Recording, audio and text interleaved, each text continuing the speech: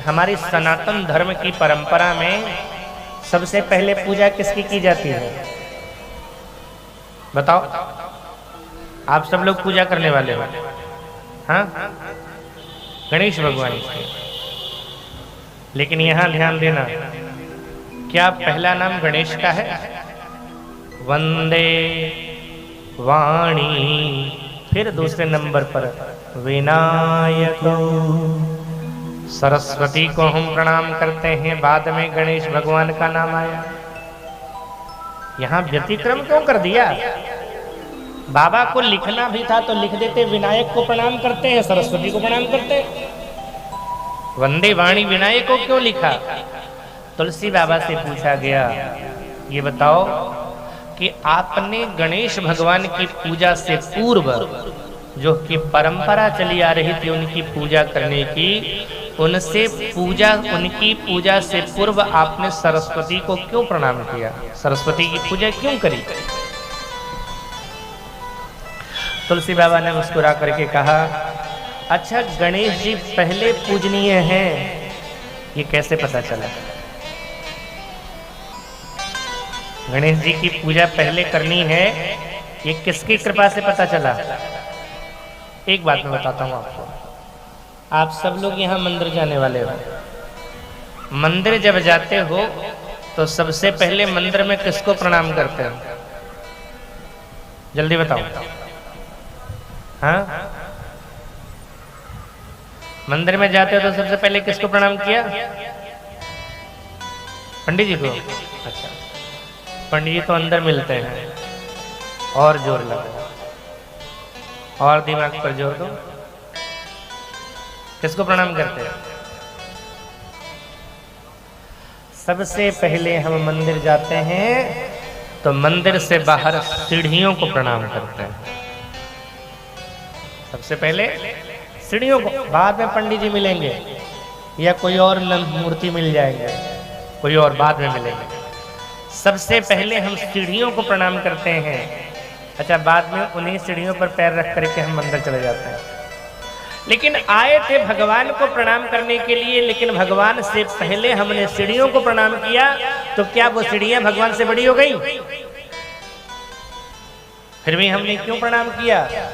हमने इसलिए प्रणाम किया कि उन सीढ़ियों ने हमें भगवान तक पहुंचाया है, और जो हमें भगवान तक पहुंचा देवे वो भगवान से पहले वंदनीय हो जाता है। हम गुरु जी को पहले भगवान से क्यों प्रणाम करते हैं? गुरु जी से पहले भगवान से पहले गुरु जी को प्रणाम क्यों करते हैं? इसलिए नहीं कि गुरु जी भगवान से बड़े हो गए। ध्यान देना, एक शिष्य का भाव हो सकता है, मेरा गुरु ब्रह्मा है, मेरा गुरु विष्णु है, गुरु मेरा महेश है, ठीक है। लेकिन गुरु कोई कहने लगे कि हम ही हैं सब कुछ, खतरनाक स्थिति है ना। सच तो यह है कि भगवान के बराबरी कोई नहीं कर सकता साहब, बड़ा कौन हो सकता है। लेकिन हम भगवान से पूर्व अगर गुरु जी को प्रणाम करते हैं तो इसलिए प्रणाम करते हैं कि गुरु जी ने हमें भगवान तक पहुंचाया है, और जो हमें भगवान तक पहुंचा देवे वो भगवान से पहले वंदनीय हो जाते हैं। एक उदाहरण और बोलता हूं। किसी लड़की की शादी तय होने वाली हो, लड़के वाले देखने के लिए आए हैं, लड़का भी है साथ में, लड़का के माई बाप सब है, और लड़की को भेजा जाए चाय लेकर के और कहा जाएगा प्रणाम करो, जबकि उस लड़की का जीवन साथी वो लड़का है, सब कुछ वही है।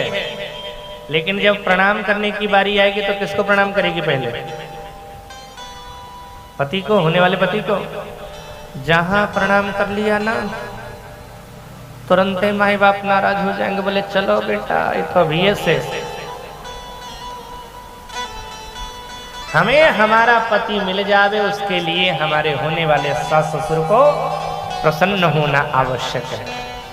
अगर वह प्रसन्न हो जाएंगे तो हमारे पति हमें प्राप्त हो जाएंगे। इसी तरह से हमारे गुरुदेव अगर हमसे प्रसन्न हो जाएंगे तो हमारा भगवान भी हमें मिल जाएगा।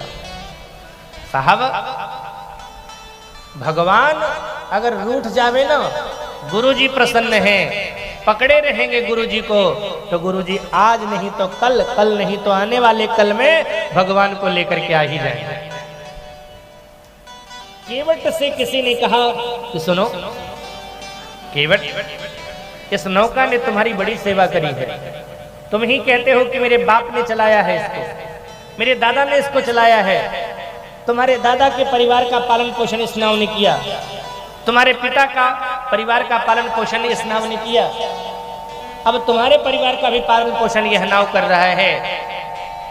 अब तो इसका भी समय आ गया है ना। राम जी के चरण रज को प्राप्त करने दे इसको, और कल्याण हो जाने दे इसका, उद्धार हो जाने दे। क्यों बाधा बना हुआ है? हो जाने दे कल्याण इस नाव का भी। केवट ने कहा बिल्कुल नहीं। क्यों? बोले एक बात बताओ, आज अगर हमारे पास राम आए हैं तो क्यों आए हैं, कैसे आए हैं?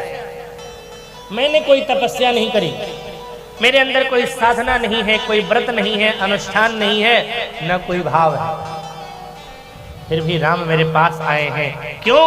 क्योंकि मेरे पास ये मेरी नाव है, और नाव की वजह से ये मेरे पास आए हैं। उस वजह को मैं अपने से कभी दूर नहीं होने दूंगा जिसकी वजह से राम मेरे सामने आए।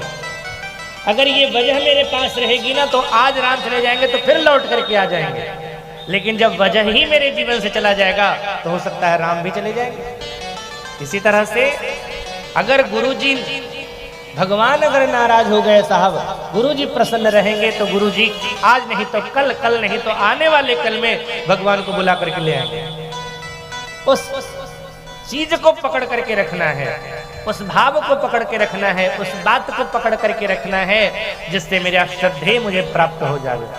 तुलसी बाबा ने भी कहा गणेश जी की पूजा हमें करनी है। पहले ये किसकी कृपा से पता चली? ये पता चला हमें सरस्वती की कृपा से।